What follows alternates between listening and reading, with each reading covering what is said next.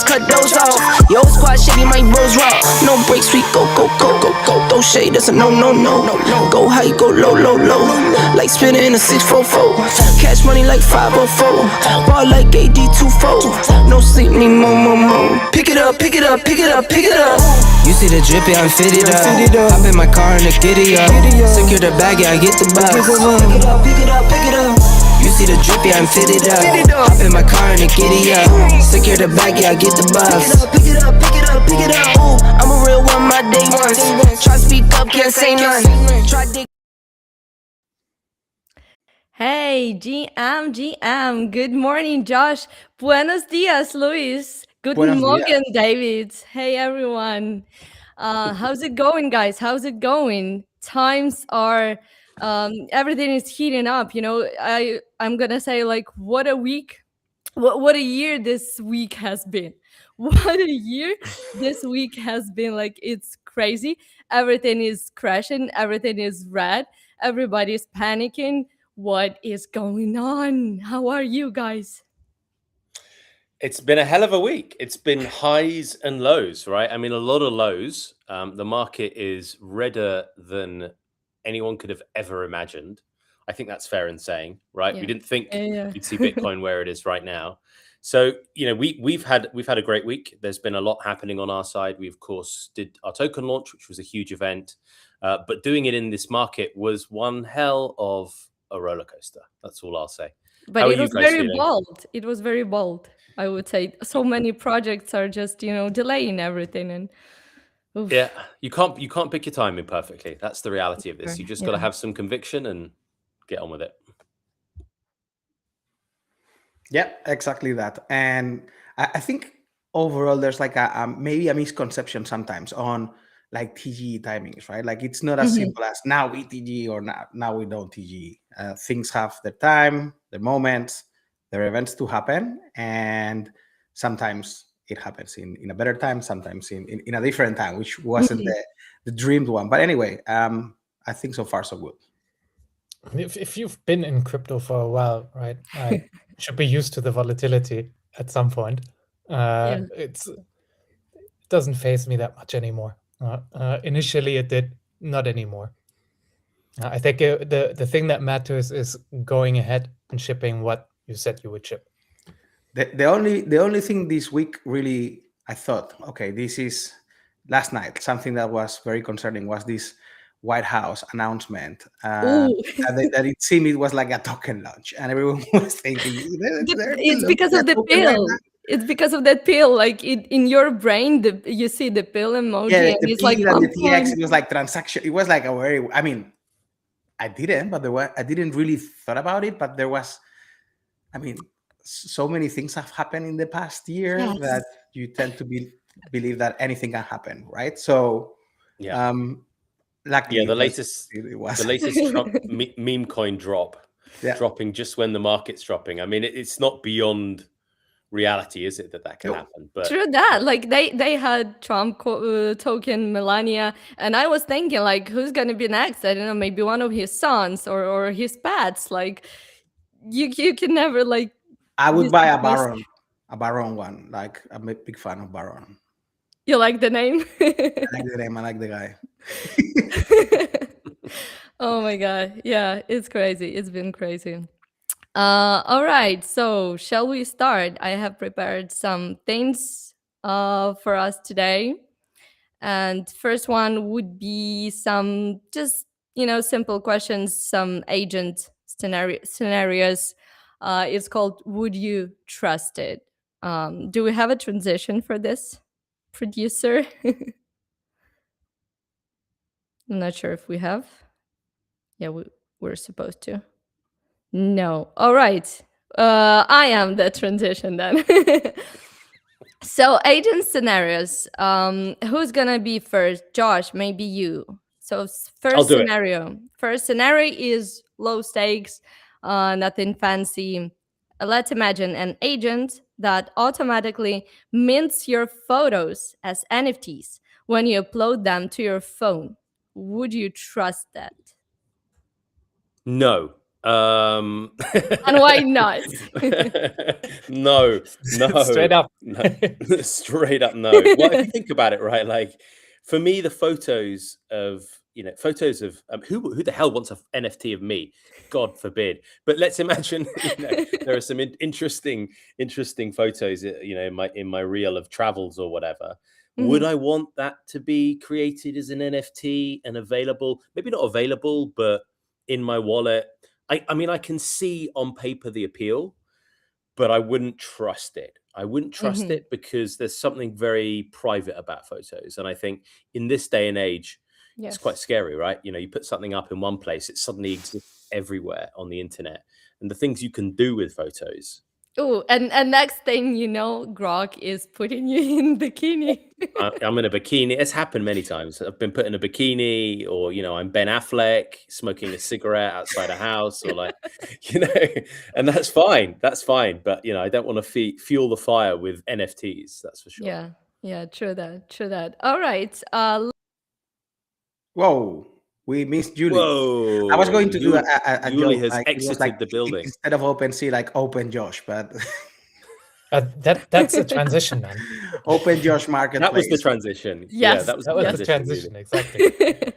All right. So the next question: an agent that analyzes your spending and automatically moves funds between wallets to optimize yield. Trust it or not, Luis?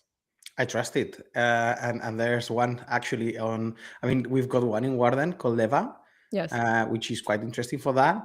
It's like an initial stage of that, and then we've just released actually yesterday the strategies on the trading terminal, and that is going to evolve basically on that, but including trading and then also DeFi yield strategies, etc. So yes, definitely tried it, and I would trust it, but, and here comes the catch, should be specialized agents through specialized infrastructure that it is fully built purposefully for that.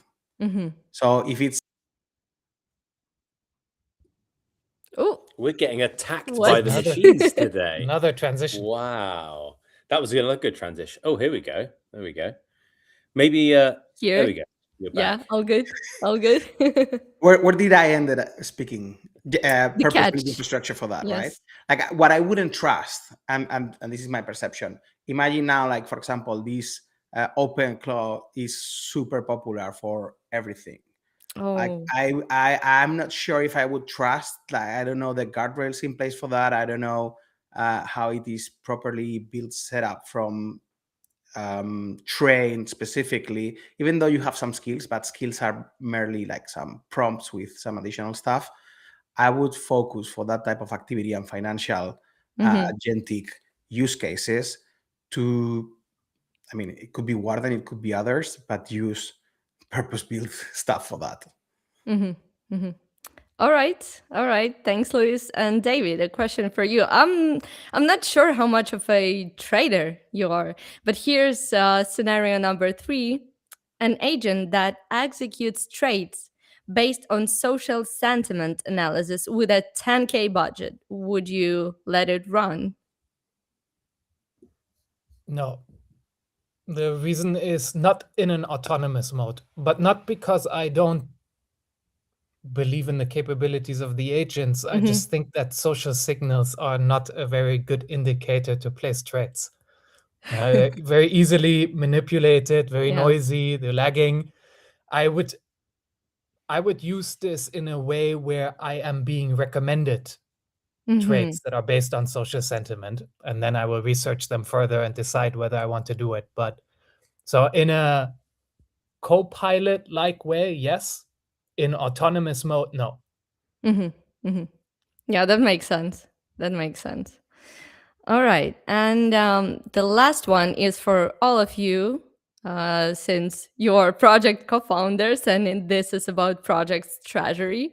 So very high stakes scenario: an agent that manages your entire project's treasury, including paying contractors and managing liquidity. Would you trust that? I'm going to start with one part of it, and this is my opinion. My opinion based on real usage of this technology and real usage of other solutions over previous years to perform some type of this activity.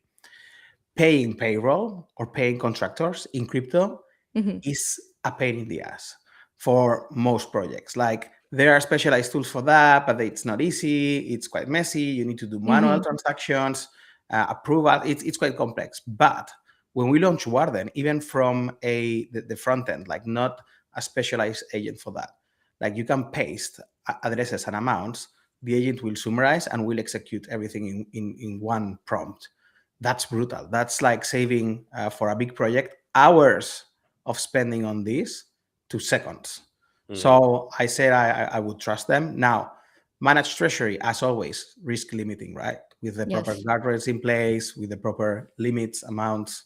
Not only from an agent perspective, like also from a project perspective, you wouldn't allocate all of your treasury into risk stuff. Yeah, I mean, this goes back to the tag phrase that we have, right? Building the do it for me economy. You know, there are things that will be possible and are possible today, next week, next month, like automating certain trading strategies, maybe hunting for the best yield and deploying into them.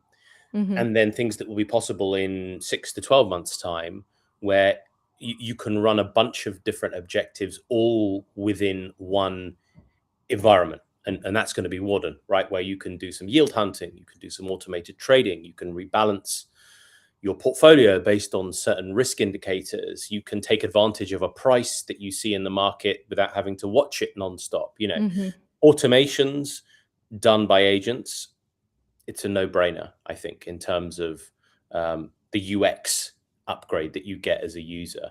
But completely running it on autopilot with no controls and no oversight, especially for your treasury, is probably a no-no at this point. But there's definitely big upgrades operationally that we as a project are looking forward to taking advantage of with everything that we're building, but also things that our partners are building as well.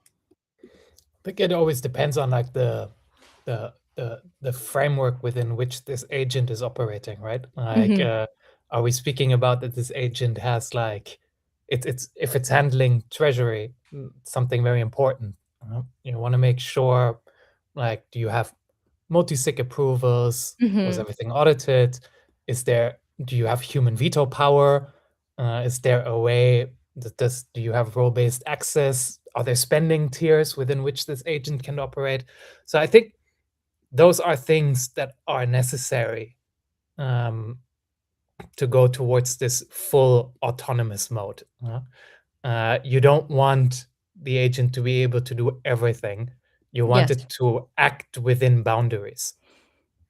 Yes, true that. I just started like yesterday, basically. Maybe it's somebody would say it's too late, but I started like actually learning prompting as it should be.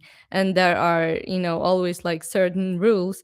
And there was certainly one of the rules was about frameworks and the operating scenarios. So you just have to make sure that it's like it has strict boundaries. Yeah. I think that will be one of the hottest jobs in the next couple of years will be prompt engineering. If you are good at prompt engineering, that goes a long, long way. Could be, yeah. I mean, I see these days so many influencers, AI influencers are selling their prompts. So I have a different opinion on that, actually. Totally the opposite. All right. Yeah, because I think LLMs in general will get so much better than like your initial prompt. Yes, it helps as always, and the more detailed or better structured or with the better insights. But I think they're getting very smart, so they will understand even my very shitty prompt, very lazy, shitty prompt. It will get better results over time. And I think if you really look at it, like on the past year, that has really happened a lot. Like before, you really had to post very structured prompts in a way that you provided the context, the outcome that you wanted, the intention, like all of these things, or the expected results. Now context is nearly always there already for you. So it's constantly improving, and I think that will not be the case moving forward in the following years. I disagree on that one. I remember I had even some comments with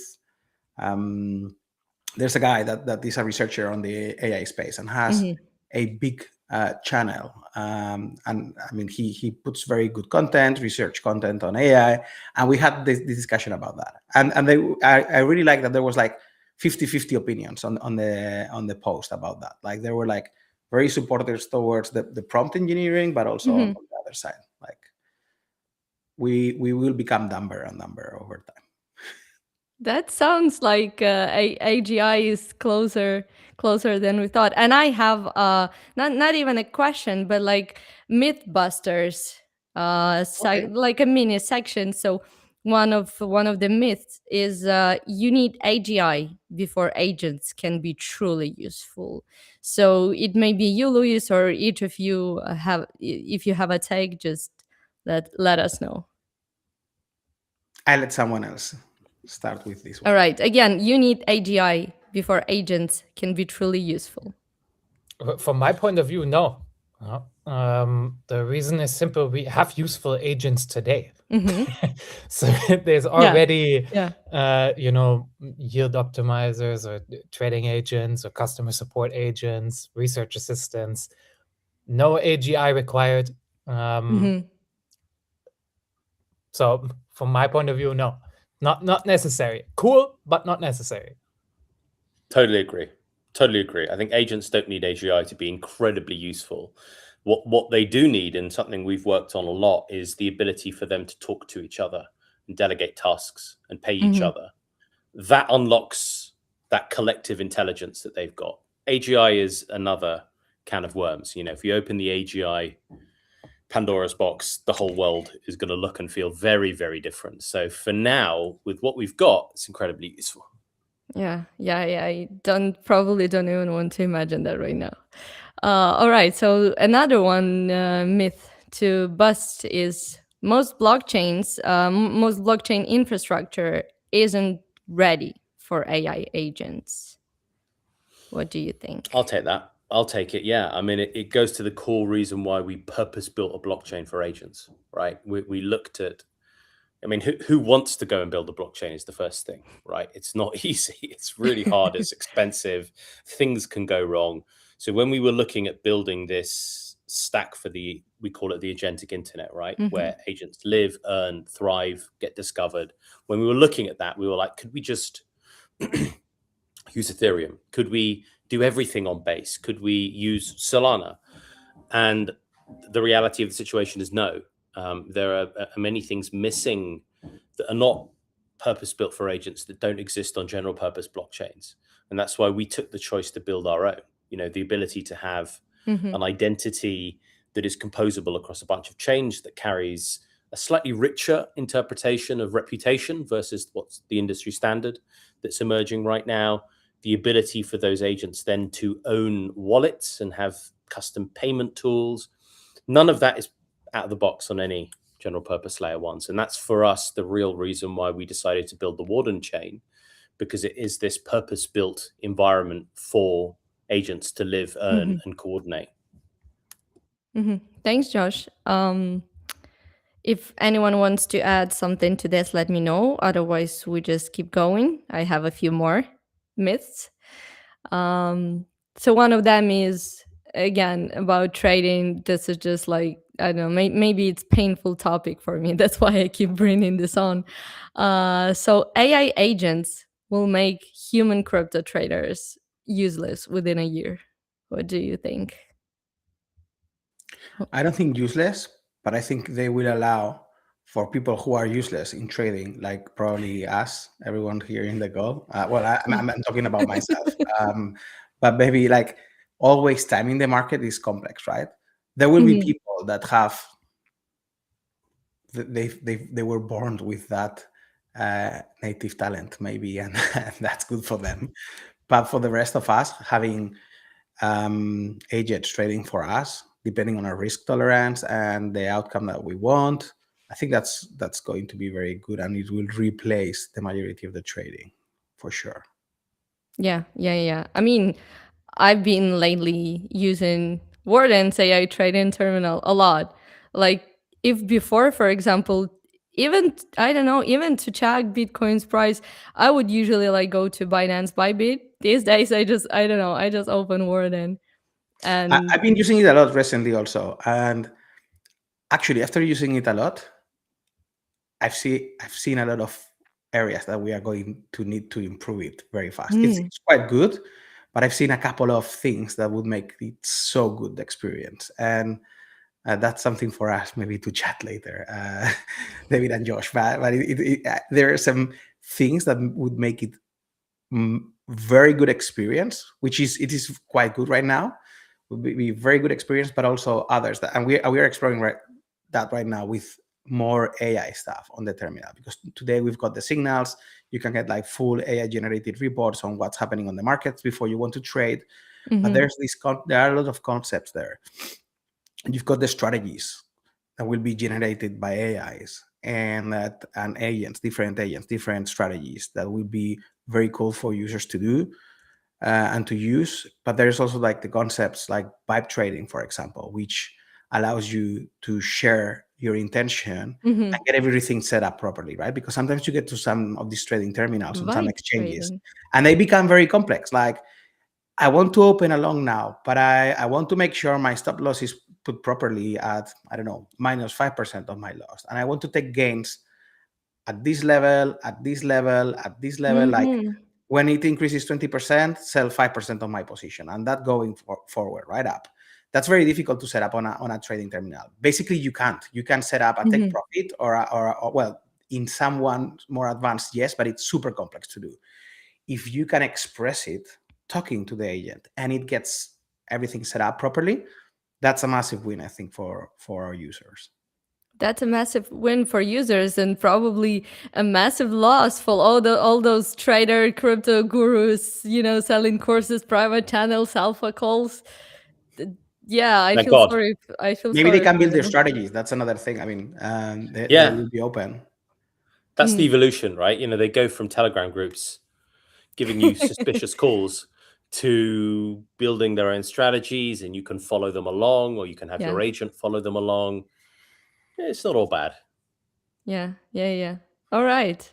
I'm really enjoying this conversation, but I think it's time to bring on the most exciting, at least for me. I love this section the most, the pulse. What do you say? Are you ready? Let's go. Let's go. Let's do it. Let's go.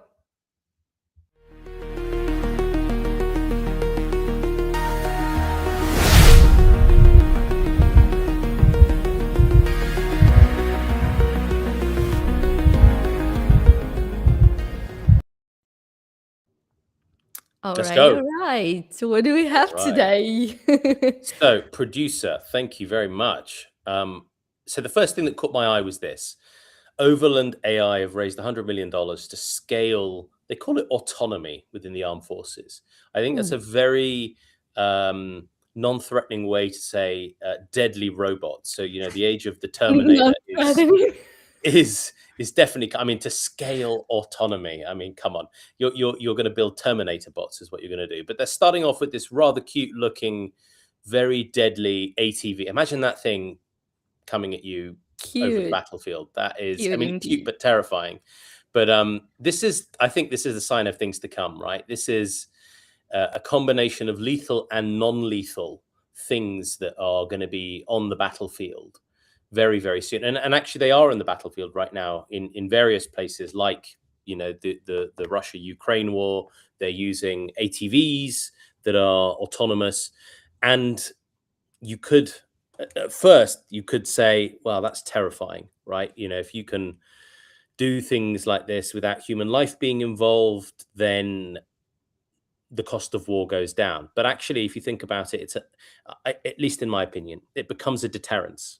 If the cost of attacking someone can be defended without loss of human life, I think that's a great thing. And whether that's,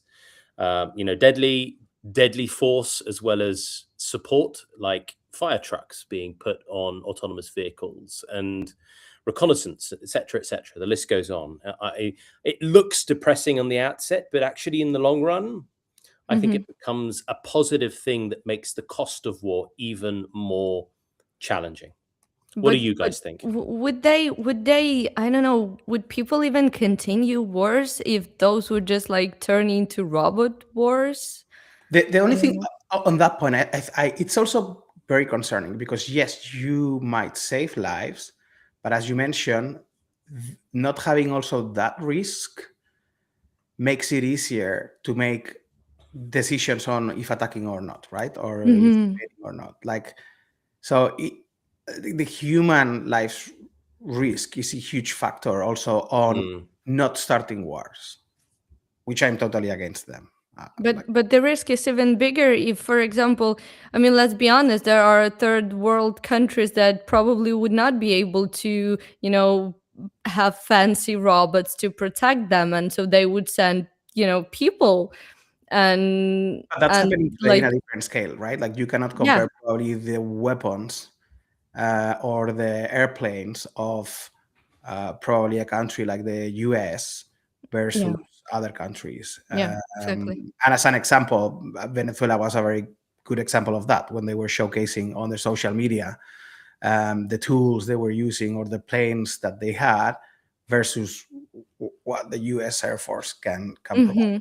That's unfortunately how it's built, and I think that will continuously remain at least for a while because. And this is a more like long-term concept, not only in wars. What will happen when robots, AI, take like a lot of the jobs? Like they talk about this universal income, like even good one, and the cost of everything going down. Like Elon Musk has a lot that position.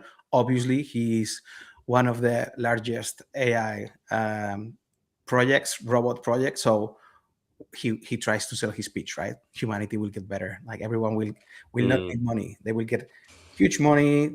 Everything will be super cheap. No one will need to work. Happy times for everyone. Well, we will have to see it. Yeah, as if. I mean, who knows? Who knows? You've got to be optimistic in these scenarios because there will be change. Fingers crossed the change is good. But now talking about change, I'm going to play it in a second. I thought this was great. I mean, this was probably one of my favorite, let's call them attack advertisements I've seen in a while from Anthropic. Now, producer, I don't know if I play it. Can you guys hear that? Can you hear it while I'm playing it? No. No, you can't. Okay. Well, don't worry. I think you guys have seen this already. So basically, this guy is doing a workout, and he's asked unnamed ChatGPT-like platform, should we say, how do I achieve my workout goals? And ChatGPT starts off doing what ChatGPT does, speaking to you in a certain way. And at the end of the workout, this advisor gives him a product pitch. An advertisement pops up. And you can't hear it right now, of course. It is really, really, really good advertising. You're saying perfect. Let me do this and that and yeah, and in a way, like I get their point. Their point is really good. That advertising in AI is going to become, a really, really real thing, right? But scary. The way that they're portraying this has provoked a massive reaction from, of course, Sam Altman, because this is who this was this burn was directed at, right?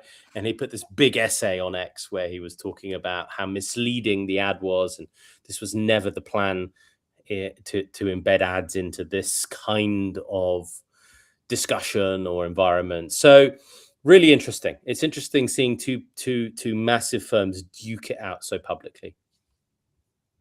Yeah, that's a slap in the face. But what's funny, I'm not sure if I'm mistaken, but did Sam Altman work at Google before or something? Before starting OpenAI? Because I was watching this podcast the other day, and I think the guy mentioned that before starting OpenAI, and the reason why Sam started OpenAI because he didn't like the policy. I think they mentioned Google, and then he went and his mission was to create another like more secure, you know, environment for AI and LLM and everything. And then he created OpenAI with this great mission, and then somewhere along the way he probably lost the course a little bit. And then the Claude founder that was working with him, he saw that Sam is not really going in the right direction, and he left OpenAI, and then he created Claude with the same mission. And now I'm wondering what's gonna happen to Claude. So maybe someone else from Claude will go and start their own company, and it will just go in this way. I mean, the thing is, you know, it's easy to like dismiss this, but I'm gonna give you another perspective on it. Mm-hmm. Because they're introducing ads, it's probably easier for them to provide lower cost services because they have another revenue stream that's coming in. Mm-hmm. So, you know, it supports their development. Maybe it will let them keep AI freer. I think it's always a question of like, how do you do this? If an ad or if an AI is paid to promote something, then you might wonder like, hey, is this answer honest or is it sponsored? So I think when you're blurring that, like when you're blurring information and advertising, that can get dangerous. So it's always a question of like having ads, keeping AI freer, more affordable, versus introducing them and risking that. So I think it's a question of how you do it in the end. Yeah, the thing I saw that was quite accurate, it felt, was a takedown from a former, let me get this right, competition commissioner. So in the US, you know, you do certain things, whether that's on the internet or in finance or in pharma, and you have people policing the fairness of the market. So this guy used to run one of the agencies tasked with that, and it was around advertising. So he said, really funny, enjoyed it, bang on, you know, trend. But as a competition commissioner, this makes me really angry because this is not the way that any of the GPT-like products are going to be advertising their products. What they will do, because of the conversations that, you know, all of these large companies are having with advertisers, is what they're saying they're going to do is the advertising or the sponsoring comes in at the shopping level. So you might have some banners on the window somewhere, but when you're conversing with it and talking about your fitness goals, it's not going to sell you a fat loss drug, for example. But when you go out and try and find a hotel room, a flight, a pair of shoes, some software, whatever it is, and it searches for you, it will bring up sponsored or advertised posts. So his point was, this is actually quite misleading. And it makes people think that you've got, you know, Claude, this virtuous, no advertising environment, versus OpenAI, which is going to be peppering all of my feedback with stupid ads. So I thought for me that explanation and context was the best that I've seen. And I think it probably is bang on how they'll actually implement it in the future. Yeah, always depends on the perspective, the way you see it. Yeah. So final thing that caught my eye this week was Gizmo. Gizmo is a bit like a TikTok, but for vibe coded mini apps. So the only way I can explain it is it lets people build certain apps that look and feel cohesive. So the problem, and it's a problem that we face, the problem of when you give your platform or interface access to other creators is they build things that may not look and feel on brand or cohesive with the environment that they're being brought to you in. So if you bring a mini app into an app, that mini app may look, feel, work, be interacted with completely differently with the app that it's hosted in. So what these guys have done in Gizmo is provide an environment that you can build mini apps that are games, that are art features, that are financial services platforms, that are news platforms, but they look and feel really cohesive and they are playful. So the kind of, let's call it the out of the box UX that you get when you publish your mini app in Gizmo is quite unique and playful, and people can interact with it in completely different ways, shaking your phone, swiping, tapping, scrolling. So and people love doing all those sections. And people love that, yeah, and they accommodate that. And so this is quite a cool experiment, I think, in letting vibe coded apps let vibe coding apps loose in the real world. So I think it's a great experiment in that respect. And I mean, I'll definitely be playing with it because I think it gives us some great food for thought on UI and UX, which is probably one of our biggest challenges in trying to build our agentic wallet.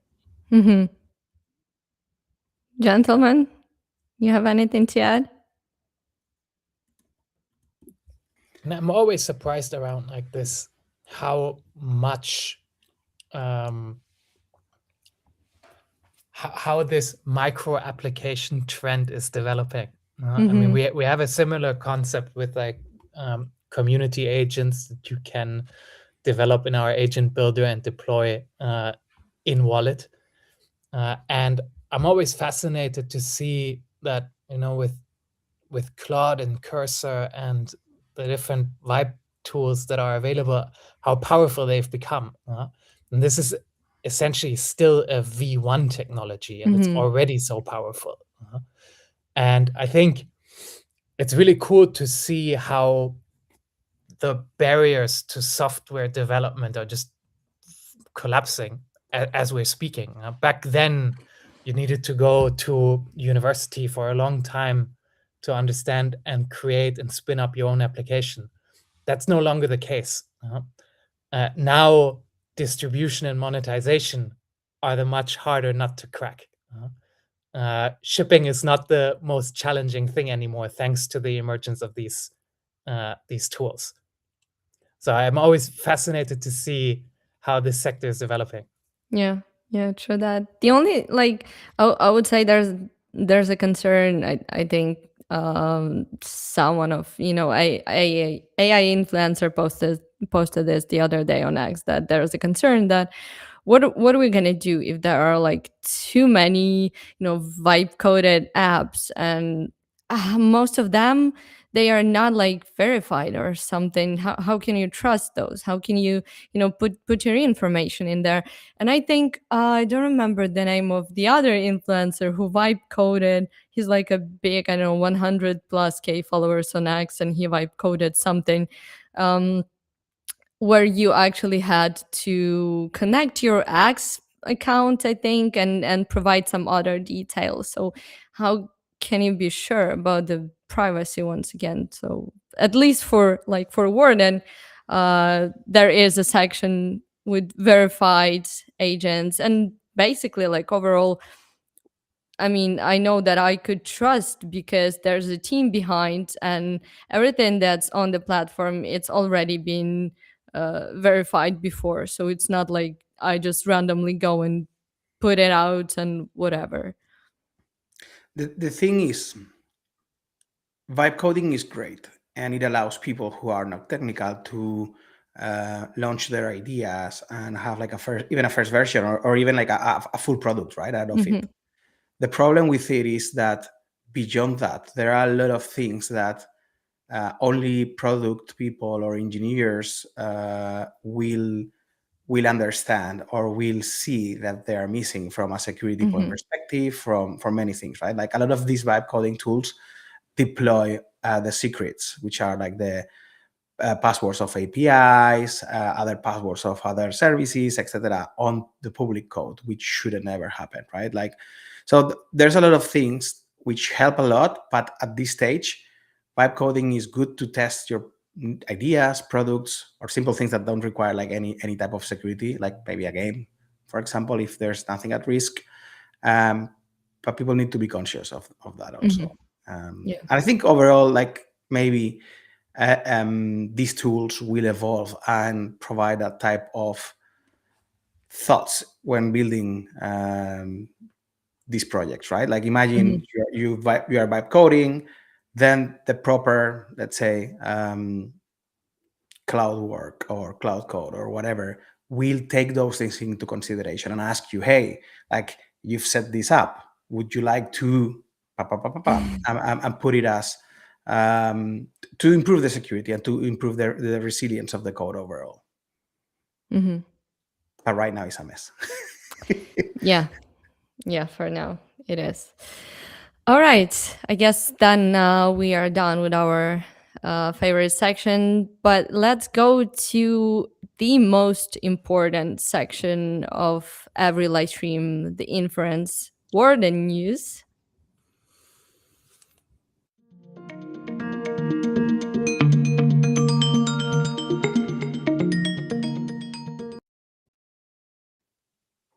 And now we're talking about the things that really matter. Not that we talked about something that didn't matter before, but this is actually the most important. So it's been hell of a week. What's been happening behind the scenes, Josh? Yeah, well, it has been a hell of a week. We did our token listing, which was one hell of an event in a market like this. But overall, I feel it went smoothly. We also opened our airdrop claims, which went relatively smoothly, I'd say. A note for the community here, because I know we're getting some comments in the chat about this, that we're going to be processing the refunds for the airdrop claim and registration very soon. So we said this when we opened that up, that the airdrop registration fee, which was approximately $3 plus or minus a little bit, will be refunded to those who are not eligible, except for the bots. If you're a bot and you're watching this, you ain't getting shit. So everyone else is going to get the airdrop fee returned to them. We're just doing a final reconciliation of the list. And then we're going to be announcing that in short order. So bear with us on that. So it was a busy week. It was a really, really busy week. I think in a market like this, when you're trying to balance, all of the excitement that is being generated with an event like this, with all of the, slightly depressing market news that's out there, it's a weird combination and cocktail of things. And so for the team, it was a really long week. For the community, I think as well, it was a much anticipated week as well, but overall it felt good. Luis, David, do you have anything to add here? I think Josh expressed everything, at least I share his views completely. Everyone has been working, not only from the team, but the community together over the past years. And it's a very important milestone, I feel, where the journey really starts. As I mentioned before, it was like pre-early, we are pre-early. It's the pre-era of Warden and the Warden ecosystem. Yes, we launched the mainnet before, but now there's a mainnet with a token. We are shipping super fast, like a lot of the things that are upcoming in the next months.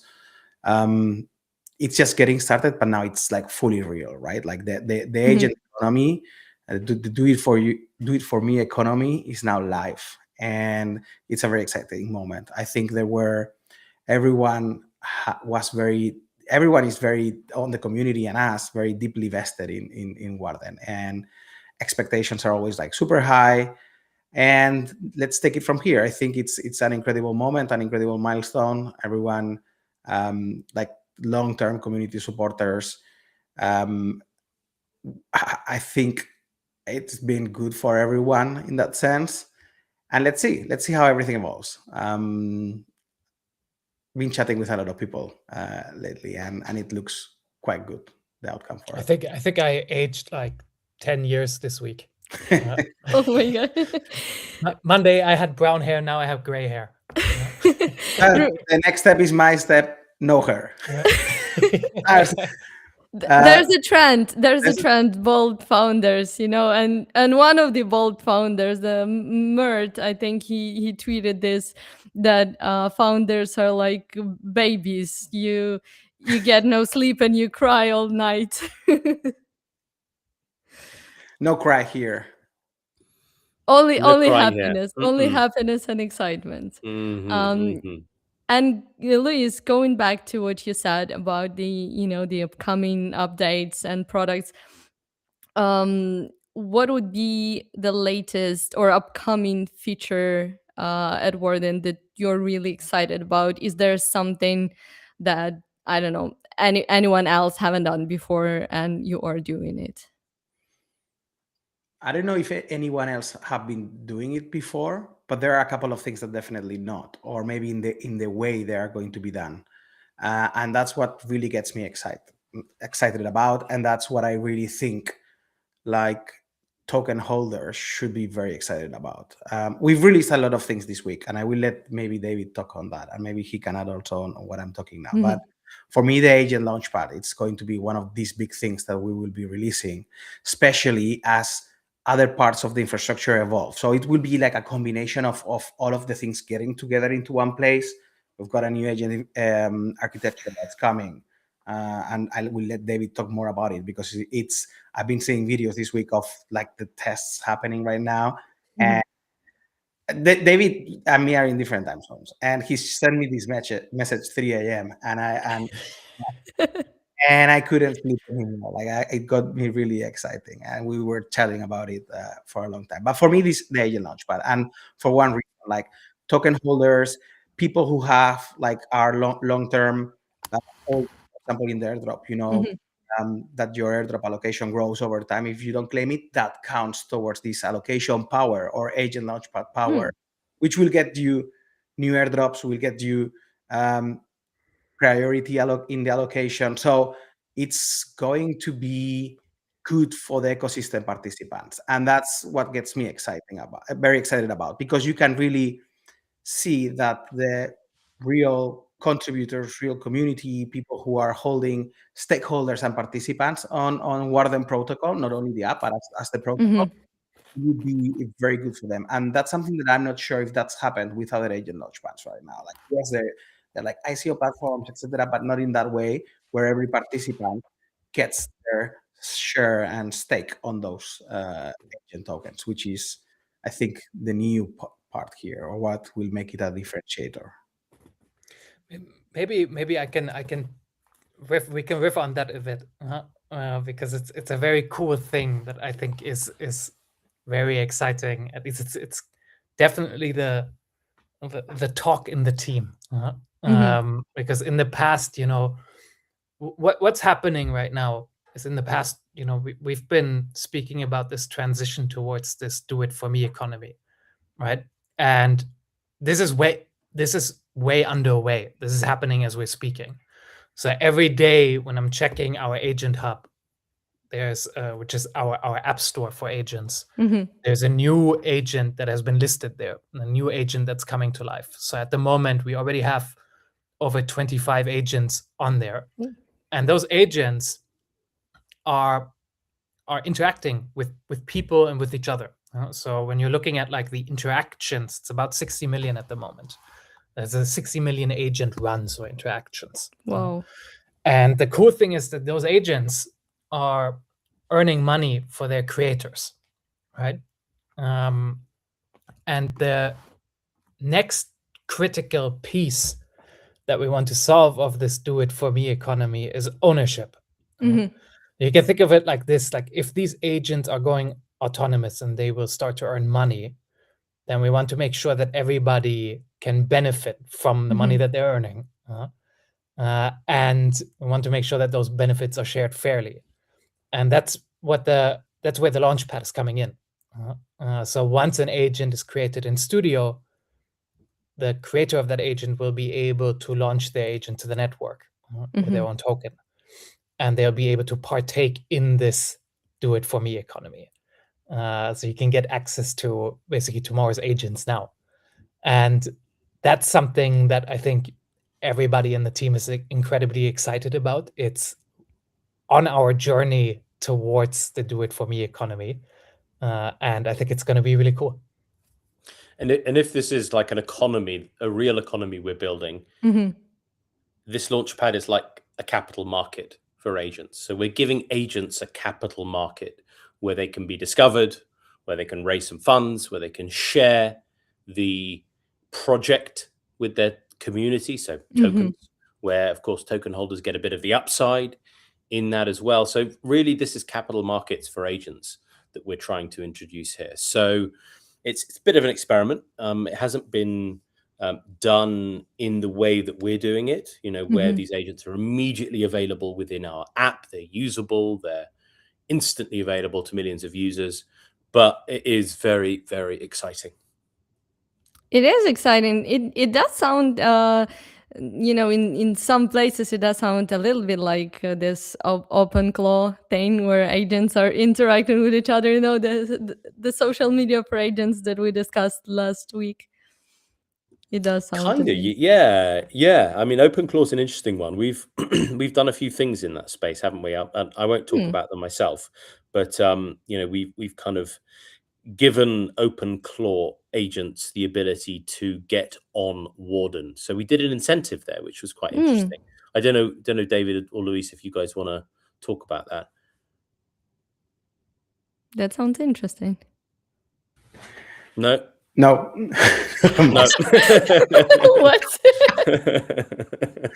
Fair enough. If you're an OpenClaw agent and you're listening to this, you figure it out. Yeah. You go figure it out. Yeah. You're an agent. The only thing I like lobsters is eating them, and I don't eat much. So. No, I can tell you what this thing is, because the only reason I didn't want to say it is because I know we haven't published it too much, but it's out there so people can find it.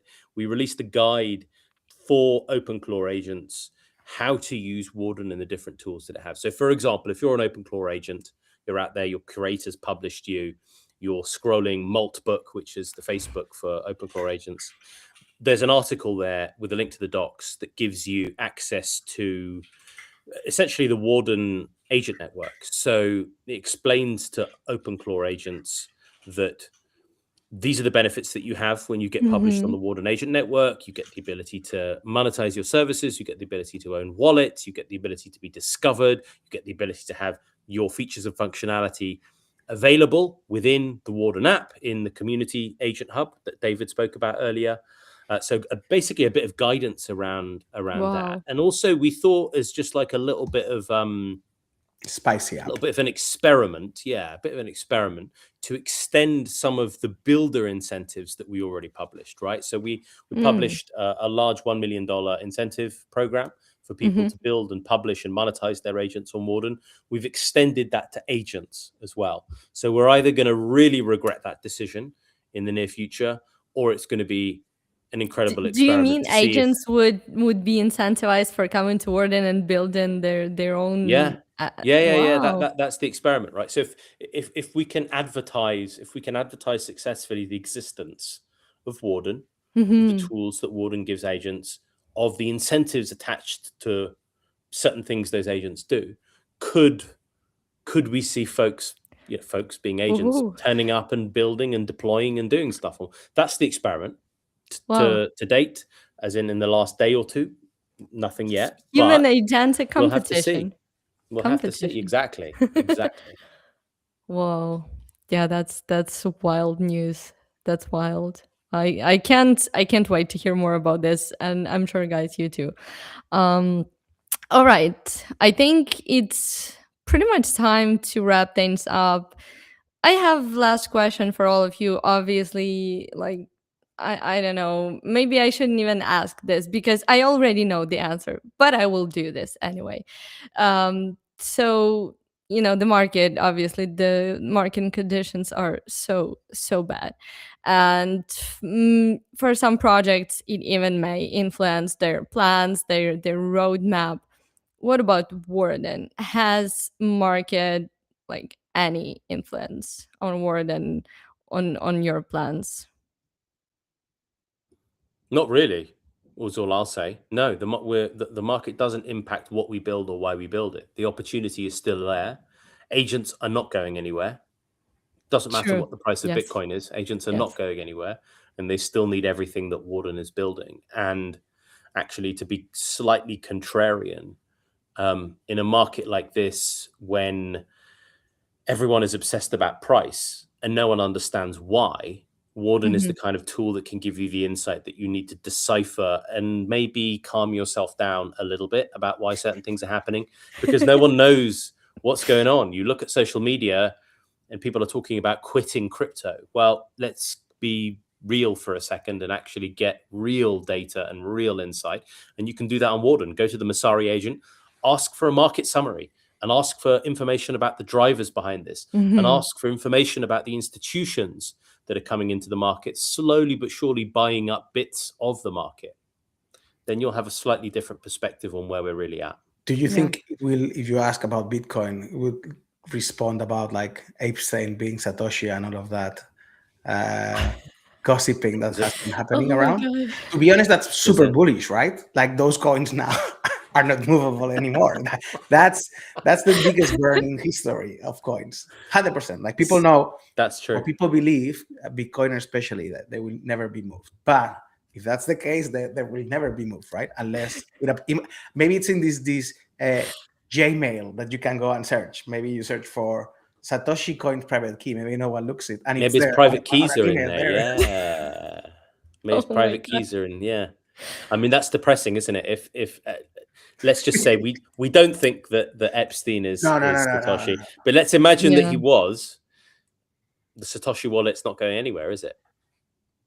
Bullish. That's why maybe it's sentiment bullish changing. Yeah. And on that note, I mean, I just want to say that I saw that Andrew Tate started buying Bitcoin, and I just don't really like to do it. For me, that's like a bullish sign. I would invest I'm doing this DCA 50 euro into Bitcoin and 50 euro into Litecoin every week. I'm gonna double down on that. Double down.